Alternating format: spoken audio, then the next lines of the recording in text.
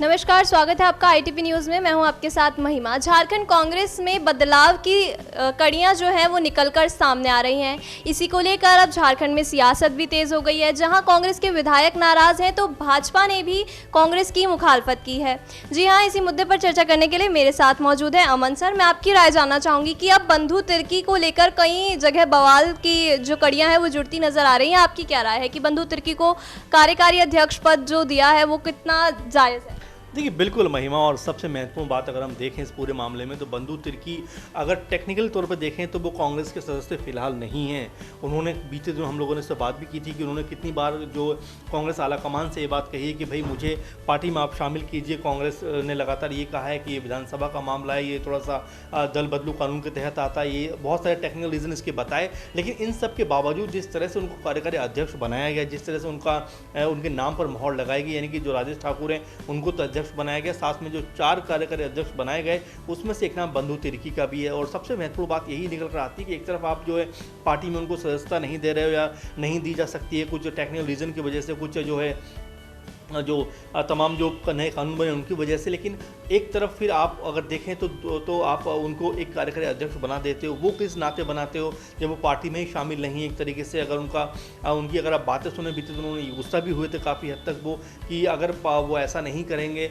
तो मैं कोई एक्शन भी ले सकता हूँ। तो इस तरह की बातें उन्होंने कही थी बंधु तिर्की ने। लेकिन अब जिस तरह से कांग्रेस पार्टी ने न सिर्फ अध्यक्ष बदला है बल्कि 4 नए अध्यक्ष भी बना दिए, उसमें बंधु तिर्की का नाम हर एक कोई देखकर कहीं ना कहीं शौक ज़रूर है कि एक तरफ तो आप ये कहते हो कि वो अभी पार्टी में आ नहीं सकते, बहुत सारे रीज़न है, बहुत सारी समस्याएं हैं, बहुत सारे नियम कायदे कानून है इसको लेकर। और वहीं दूसरी तरफ आप देखें तो आप उनको कार्यकारी अध्यक्ष बना देते हो। बीजेपी खुद इस बात को लेकर सवाल खड़े कर रही है कि आखिर ये रीज़न क्या है। एक तरफ तो आप कह रहे हो कि वो हमारी पार्टी में नहीं है और दूसरी तरफ आप उनको कार्यकारी अध्यक्ष भी बना देते हो। इसकी जवाबदेही कौन तय करेगा? तो ये अपने आप में एक बड़ा उलझने वाला सवाल है, बड़ा अपने आप में अलग तरह का सवाल है। क्योंकि ये बहुत जो अगर राजनीति के हिसाब से देखें तो बीजेपी को कहीं ना कहीं बैठे बैठाए मुद्दा भी मिला है। क्योंकि बाबूलाल मरांडी को लेकर भी इस तरह की बातें होती रही हैं कि वो भी दूसरे दल से आए हैं, उनको लेकर भी कुछ मामला चल रहा है। लेकिन इस बीच जिस तरह से उनको कार्यकारी अध्यक्ष बनाया गया है, जिस तरह से उनको जिम्मेदारी दी गई है, उसने कांग्रेस को कहीं ना कहीं ज़रूर ये जो उनकी मंशा है उस पर सवाल खड़े किए हैं कि आखिर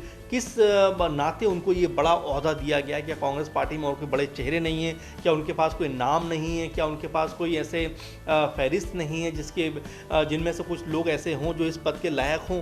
और आपने किस नाते उनको जो कार्यकारी अध्यक्ष बनाया, ये बड़ा ही अजीबोगरीब और सोचने वाला विषय है। क्योंकि वही बात हो रही है लगातार कि बीजेपी भी यही बात कह रही है कि जब वो आपके पार्टी के नेता नहीं है तो आप उनको इतनी बड़ी जिम्मेदारी कैसे दे सकते हो? तो ये अपने आप में एक बड़ा मामला होता चला जा रहा है। न सिर्फ विपक्षी दल बल्कि तमाम लोग भी इस पर सवाल खड़े कर रहे हैं। हो सकता है कि कांग्रेसी जो नेता हों, कांग्रेसी जो लोग हैं वो भी इस पर सवाल खड़े करें कि जो पार्टी के अंदर लोग हैं उनको आप पूछ नहीं रहे, जो पार्टी में बाहर से लोग आते हैं उनको आप जो है इतने बड़े बड़े ओहदे दे रहे हैं। अगर टेक्निकल तौर पर देखें जिस तरह से 4 जो कार्यकारी अध्यक्ष बनाए गए सारे बाहर से आए हुए हैं, कोई जेडीयू से आया है, कोई जो है आरजेडी से शामिल हुआ है। तो ये जो स्थिति है देखने को मिल रही है वो ये बता रही है कि अपनों पर सितम और गैरों पर करम वाली बात हो रही है। अब इसमें कांग्रेस पार्टी क्या कुछ कहती है, आला कमान क्या कुछ कहता है, देखने वाली बात होगी। लेकिन बंधु तिर्की के मामले पर कहीं ना कहीं कांग्रेस फंसती हुई नजर आ रही है महिमा। अगर पूरे देश की बात की जाए तो कांग्रेस अधिकतर हर राज्यों में कमजोर सी साबित हो रही है। कहीं इसी चीज को देखते हुए झारखंड में इतना बड़ा फेरबदल किया गया है? जी बिल्कुल। और महिमा सबसे महत्वपूर्ण बात आपने उठाई है कि लगातार कांग्रेस पार्टी में देखें तो न सिर्फ आपस में विरोध हो रहा है बल्कि एक दूसरे को पार्टी से निकलवाने का भी लगातार षड्यंत्र रचा जा रहा है। आप जो लगातार देखिए पंजाब में जो स्थिति बनी हुई है, ऐसा लग रहा था कि जब सिद्धू अध्यक्ष बन जाएंगे तो सारी चीज़ें जो हैं ठीक हो जाएंगी, कोई बड़ी दिक्कत नहीं होगी, सारा कुछ सामान्य हो जाएगा। लेकिन अभी भी देखिए वहाँ पर जो विधायक हैं वो लगातार, जो सिद्धू खेमे के विधायक हैं वो ये कह रहे हैं कि अमरिंदर सिंह जो सीएम हैं वो सीएम पद पर रहने के लायक नहीं है, उनको सीएम पद से हटा देना चाहिए। और इसको लेकर तमाम सारी बातें वहाँ पर चलती हुई नजर आ रही हैं। वहीं अगर झारखंड की बात करें तो लगातार जिस तरह की खबरें बीते दिनों आई कि वहाँ के 11-12 एमएलए जो थे वो बीजेपी के संपर्क में थे। लगातार इस तरह की बातें हुई कि वो हेमंत सरकार से टूटकर या हेमंत सरकार से वो नाराज़ थे, उसको गिराना चाहते थे और बीजेपी खेमे में जाकर मिलना चाहते थे। इसको लेकर 3 लोगों को पकड़ा भी गया, अभी भी वो जेल में है। तो ये तमाम सारी बातें जो कांग्रेस के खिलाफ जाती हुई नजर आती हैं, कांग्रेस को ये बताती हैं कि कांग्रेस पार्टी का जो आला कमान है, हम पहले भी से बात करते हैं, वो उतना मजबूत नहीं है कि पार्टी को एकजुट रख सके। जो उसके एमएलए हैं, एमपी हैं, वो एक साथ रह सकें, क्योंकि बड़े आराम से वो अपने एमएलए को, अपने विधायकों को, अपने सांसदों को जाने देती है, अपने नेताओं को जाने देती है, जो कहीं से भी बेहतर नहीं है।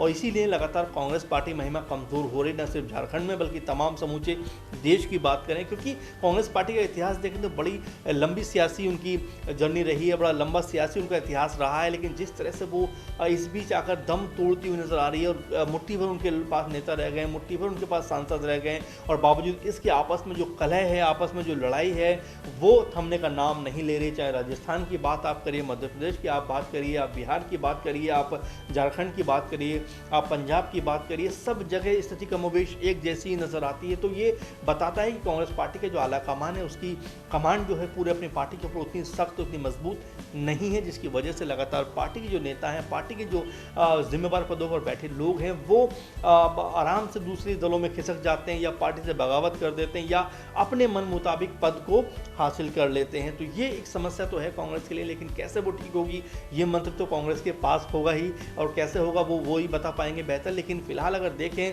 तो झारखंड के लिहाज से, झारखंड के नज़रिए से तो स्थिति कांग्रेस की कोई बहुत बेहतर नहीं है, क्योंकि वहाँ पर नेताओं में आपस में भी एक दूसरे को लेकर रोष है, एक दूसरे को लेकर बहुत सारी बातें जो देखने को सुनने को मिलती हैं। पूर्णिमा का बयान अलग आएगा, तो जो उनके प्रवक्ता हैं उनका बयान अलग आएगा। तो ये जो चीज़ें हो रही हैं वो लगातार कांग्रेस साथ में हो रही हैं कि पार्टी को बांटने का, पार्टी को कहीं ना कहीं कमज़ोर करने का जो उनका आपस का जिस तरह का देखें कि लगातार सिलसिला चल रहा है। अब ये कहाँ थमेगा नहीं कह सकते, लेकिन हाँ, ये आपने सही कहा कि लगातार कांग्रेस नेताओं की वजह से, आपसी मनमुटाव की वजह से, आपसी तलखियों की वजह से कांग्रेस पार्टी लगातार न सिर्फ झारखंड में बल्कि देश में बहुत ज़्यादा कमज़ोर होती जा रही है। बिल्कुल, जहां झारखंड के विधायक कुछ बीते दिनों पहले अध्यक्ष पद को बदलने की मांग कर रहे थे, अब उनकी मांग पूरी हो गई है। फिर भी कुछ विधायक नाखुश नजर आ रहे हैं। इस पर आपकी क्या राय है, हमें कमेंट बॉक्स में कमेंट करके ज़रूर बताइए। अभी के लिए इतना ही। ज़्यादा जानकारी के लिए बने रहिए हमारे साथ।